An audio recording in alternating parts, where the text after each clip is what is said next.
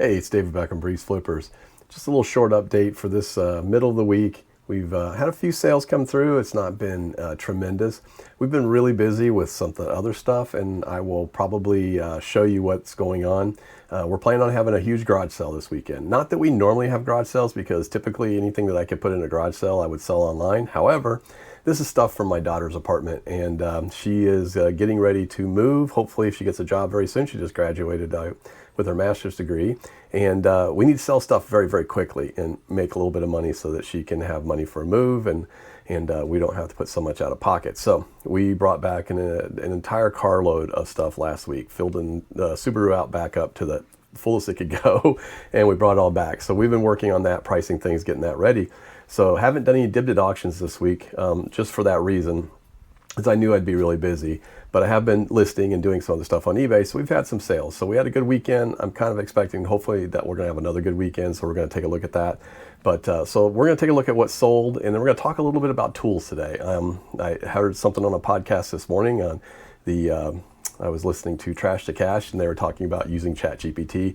So I thought I'd just kind of throw something out there. I'm not going to show you the screenshots on it, but I am going to give you a prompt, and I'm going to tell you how to use it. So let's get into it.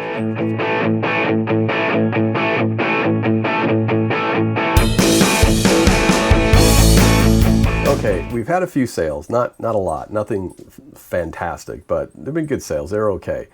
Since Monday morning, we've actually had 4 sales. And the first thing we've sold, and I'll put the screenshots up here, guys, so that you can see what it is. It's not a lot of stuff, not a lot of big money, but we did sell a hat. It's a Jack Daniel hat, mesh kind of cap. I think it might have been a promotional thing, but it says Jack Daniel, not Jack Daniels. I don't know, we'll see. So anyway, it had been in there for a long time. I had it down to 30% off, and I think it marked it even further. Sold it for $5.31, and we get $4.99 shipping for it. The next item that we sold is actually a set of spoons. And I picked this up at a garage sale last year. And, you know, whenever you see Oneida, and it is said Oneida, that's how it's supposed to be said.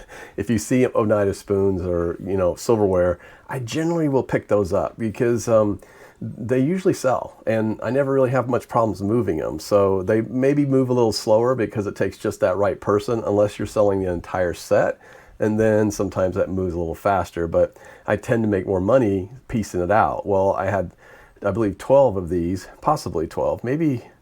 Nope, I actually had 16 of them. 16 set, it's a set of 4 Oneida Cantata, no, I can't even say it now, Cantata, that's what it says, Cantata Community Stainless Teaspoons.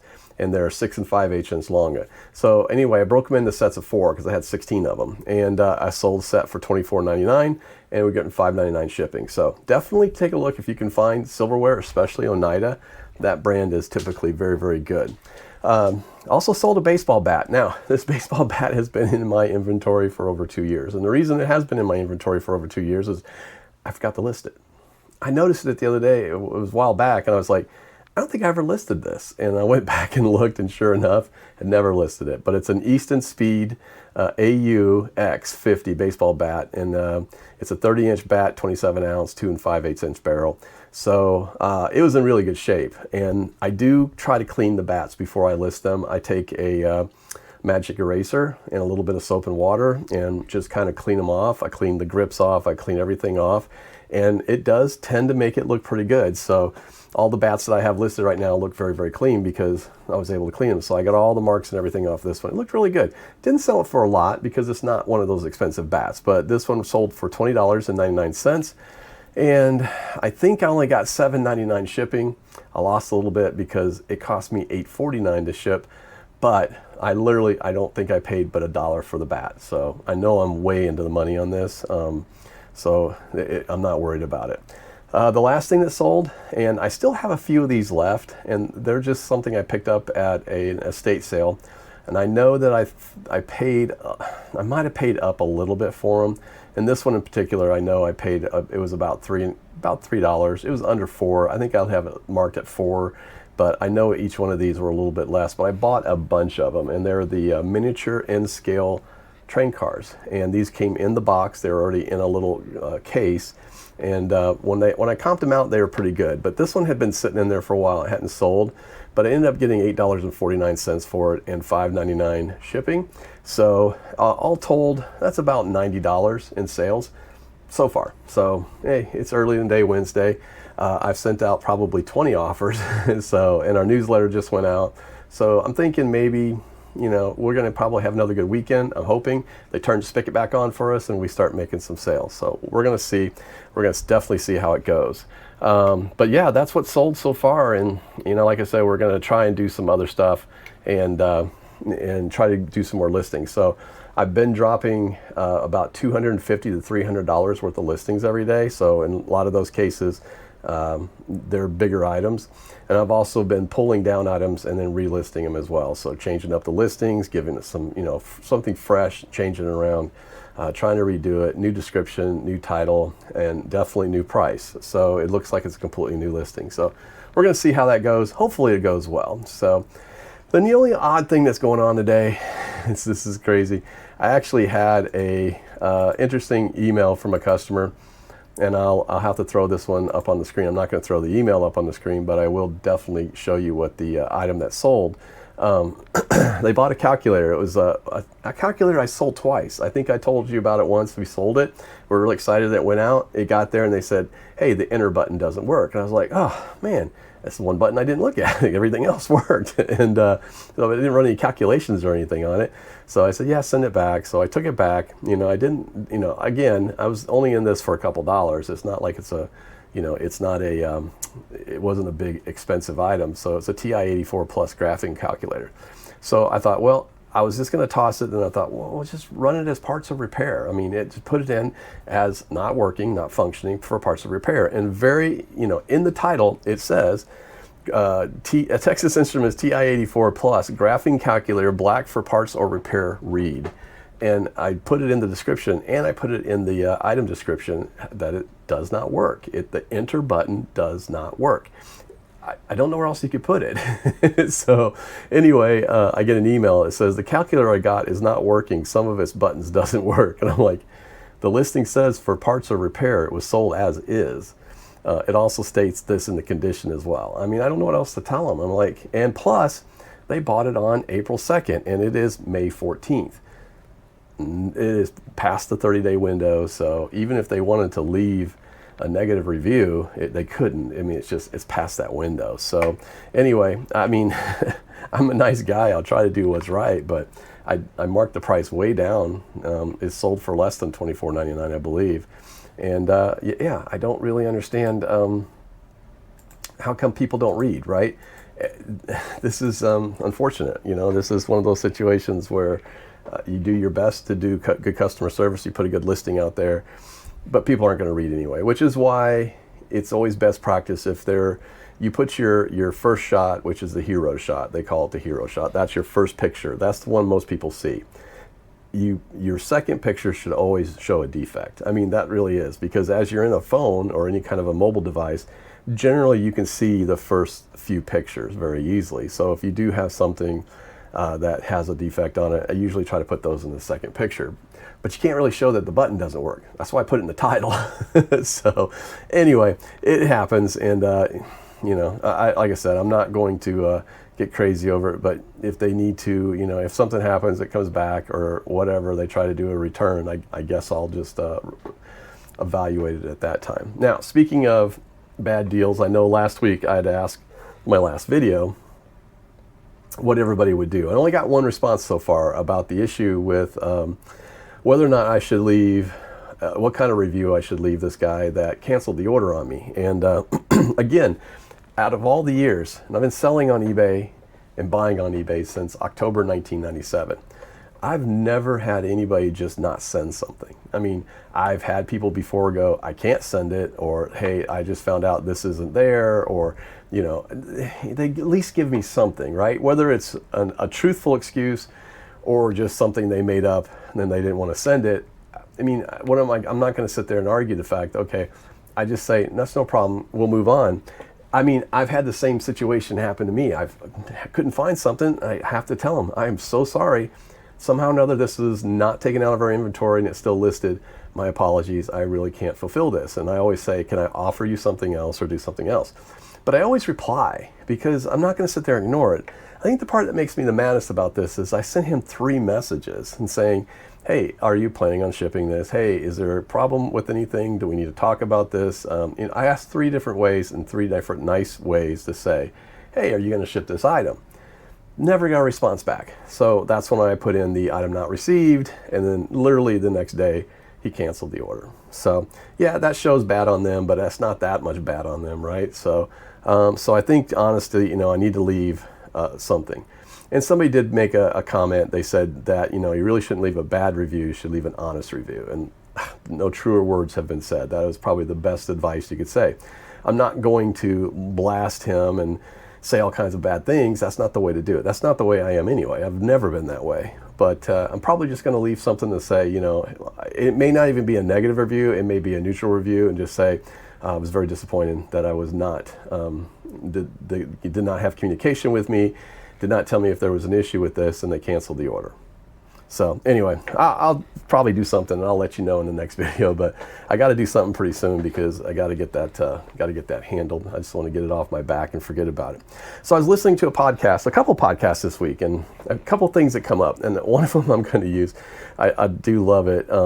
I heard a really good term on the Unemployed for a Living podcast, I believe it is. Yeah, Unemployed for a Living, or I think it's what they call it. I totally forgot. But anyway, it's called Delusional Optimism. So that's my new phrase anymore, is Delusional Optimism. I think that's what I have with this channel. So I'm optimistic that I've only been doing this now since, I think, December. I've done over 50 videos. So I have delusional optimism, delusional in the fact that I keep thinking I'm going to do really well on this, and I'm hoping I do really well. And because I love sharing stuff with people. I love to talk. I love to do this. This is kind of fun for me now. It wasn't fun in the beginning. I was very nervous. But as I've done this more, and I've been on more podcasts and other people's shows, I feel really good about it. So delusional optimism, that's what I'm at. I'm optimistic this is going to go good. I'm probably delusional that it's going to go as fast as it goes. But that all being said, I would really appreciate it if you're listening to this and you've gotten this far, hit the like and share or subscribe button. Please subscribe, and let's get it over 1,000. I want to just kind of get it there, and then everything after that, it grows as it grows. I'm going to be adding some more segments and different things. I've really got some ideas about stuff I want to do. I want to have a little talk about comics on this, maybe on this same channel, maybe I'll put it on a different channel. But I have some ideas, some things that I want to do, especially like Dibdit and all the sales and the auctions that I'm having, because we're doing some pretty good sales over there. And I want to talk a little bit about some of that stuff. So that's the first thing. But anyway, if you could like and subscribe, that would mean the world to me. I really would appreciate it, because I'm trying to do this for the people out there, a lot of it. And I also have this other thing, this kind of sounds silly, but I'm also doing this because, I'm 59 years old. At some point, I won't be around this big world. And I'm hoping I'm leaving something for my family to kind of go back and look and go, or my grandson to go, it was my grandpa. He was a doofus. Maybe, I don't know. So it sounds kind of silly, but it is something that kind of weighed on my mind when I was starting this. So that's the first thing. The other thing is, I want to let everybody know, I'm not going to give it away yet, but I will tell you next week, I am going to be on a bigger podcast, a very big podcast. And it was very exciting that I got asked to be on it. I met him already on a different podcast, and he asked me to come on his. So I'm not going to let the cat out of the bag, because I don't want to mess anything that they're doing. But I'm very excited. I'm very excited to be on this, because I really like these guys and gal, and I have a lot of respect for what they do. So it's going to be exciting. So that's going to be next week. So it'll probably be a couple weeks after that. But as soon as I can say it, I'm going to definitely say it. Now, I was listening to Trash to Cash, which I do. So actually, I always watch it on video, because they do silly things sometimes that I like to catch. But I also listen to it when I ride my bike. When I exercise every morning. So I usually ride about 14, 15 miles in the morning, and I have to listen to something. I don't listen to music, I listen to podcasts. I always listen to their podcasts because I can hear it better, or at least, I kind of absorb it a little bit better. But Dave was talking about using ChatGPT at a garage sale, and he's like, should I give the secret away? Dave, it's not a secret, buddy. So everybody's using ChatGPT for something. But I did look at it and say, I've been using ChatGPT at garage sales for a while. I have several tools. Now, the best tool that you have at a garage sale or an estate sale or any kind of a sale is your own knowledge, right? The whole goal is to build your knowledge to a point that you're comfortable. You can look at an item and say, I know that sells, or that's really unique, I think that'll sell, or I've seen this before, I know somebody that sold that. That's that kind of knowledge that you have, right? I think that is probably the most important knowledge you have.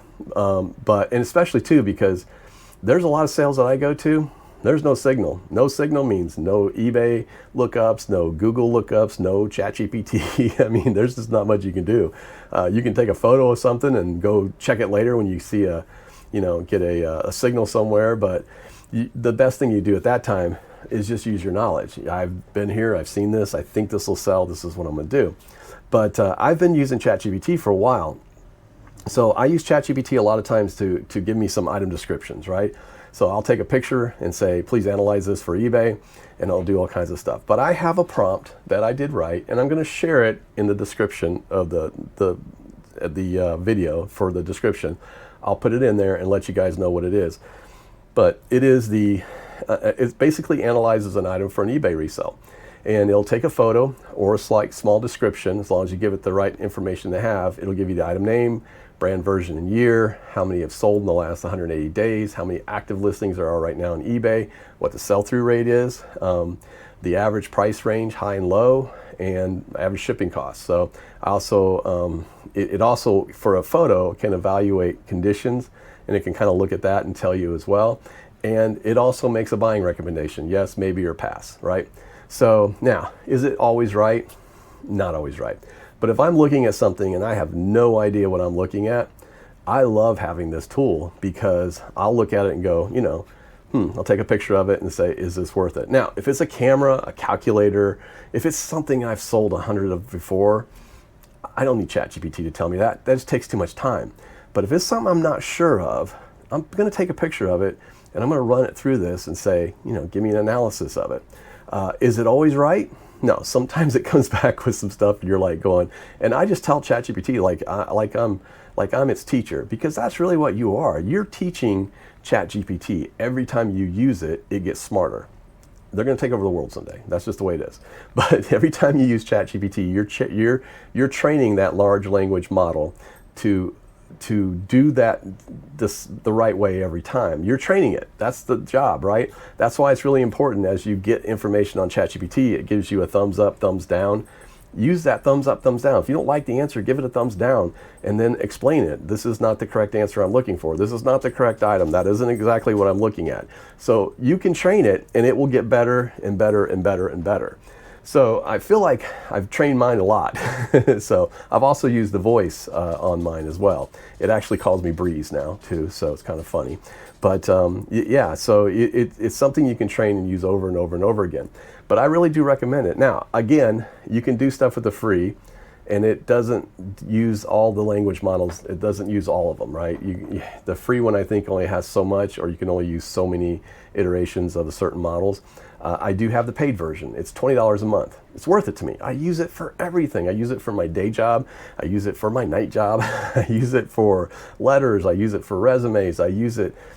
My daughter's been sending out a ton of resumes and cover letters. It has helped us on all this. Plus, every time she has an interview with something, she says, Dad, can you give me a cheat sheet for this company? I'm like, sure, put it in there, tell the information. That's like based on her resume, based on this, give me information regarding this, whatever company it is, and some reasonable questions and things to ask. And brrr, there it goes. I mean, just that easy, right? Is that cheating? No, it's not cheating. It's using the tools that you have. You have a phone, use it. You have a computer, use it. That is the tool, right? It's going to make you a better reseller. And why is that going to make you a better reseller? Because you're learning too, right? Every time you see something, pull it up and look at it. That's going to stick in your head like, I remember seeing that. Yes, they were good. Hey, that has good sell-through rates. I mean, you should know how to calculate a sell-through rate. You really should, right? It's number sold divided by number of active, plain and simple, times 100. That's your percent, right? So you should have a good knowledge of that and how it works. But, you can rely on the tool to do it, but you should also understand how those things work as well. You need to know that when you're searching for stuff on eBay, a lot of people will scan the barcode. That's not a bad thing. That'll give you a title if it's in there. It'll give you a good title. But guess what? Not every listing in eBay has the barcode or UPC on it, right? So that's why generally if I do scan something, I'll take the title and then I'll just search the title and I'll cut out the crap words in it and just use the good stuff. And I'll search the title and I'll get back an actual thing. You'll see more because not every listing has UPC. If you were an Amazon seller, that's the first thing they teach you is don't use the UPC because that doesn't give you the best price. Sometimes the better prices come from the ones that aren't using that. So, if you're trying to evaluate and make sure, you need to make sure you understand how you're searching. So, but anyway, that's just a little tidbit. But I'm going to share my prompt with you guys and show you what I use. And then I think in future shows, we may try to do some of these live. Today, I'll be honest with you, ChatGPT is he's being a booger. I don't know what's going on. I call him Chad. And it's funny, I just heard the Trash to Cash guys call him Chad. I was like, I always called mine Chad. I always say it's Chad GPT, that's his name. Anyway, but I guess it sounds like chat, it's the same. But it's good, it means we're all thinking alike. However, today chat is, something's wrong with them. So, and I got a few notifications that there had been multiple errors coming up. So I think that's what's going on. But it doesn't always run perfectly, okay? And sometimes it'll just run the same thing over and over again. You have to tell it, why are you running the same pictures over and over again? And it'll go, oh, my apologies, let me run these. So, but he's been doing that all day. And so it just happens. Some days, especially during the day when it's really busy, I have this problem more often than I do on a weekend, on a Saturday when there's not as many people using it. So anyway, so you got to be smart about it, right? Use it when you need it, but it is a great tool. So anyway, I hope that helps you out a little bit today. And I hope sales pick up this week. I hope sales are picking up for you. Let me know in the comments. Leave a comment. Tell me, are your sales going good right now? Are they a little slow? I think they're sporadic, honestly. Last weekend was a great weekend. I hope I have another great weekend, but I think I'm going to have to drop a lot of items. And my plan is to drop a lot of items Thursday and Friday, more items than I do the rest of the week, just to see if I can get a boost. So a little bit of trial and error here. If that doesn't work, I'm seriously debating about upping my percentage of promotion just to get more eyeballs on the items. I don't know yet. I'm still running at 2% or 2.1%, depends on what mood I'm in. But that may be an option. I haven't looked at it yet. But I know a lot of people, I heard another podcast this week where they were talking about where they run 5% or 10%, or some of them let it run the max on dynamic, which can go up to like 12 or 14%, which I don't build that kind of margin in my prices. So I would have to definitely change some things to make that work. So we'll have to kind of see. But if it helps to spur sales and move sales along, that may be an option to kind of think of as well. So, but let me know in the comments. What do you do? How much do you actually do a percentage? Do you promote? I know Kevin doesn't, but Kevin has a ton of followers. I don't think Dave does. I'm not sure if Carrie does on the Trash to Cash guys.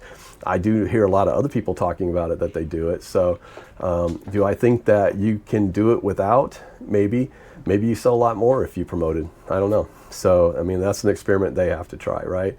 Just like we have to experiment with the numbers and see what works best for us. So anyway, that's what's going on. Like I said, hope you guys have a great week. Please like and subscribe, leave a comment, and let's get some conversations going. I'm David Beckham, Breeze Flippers.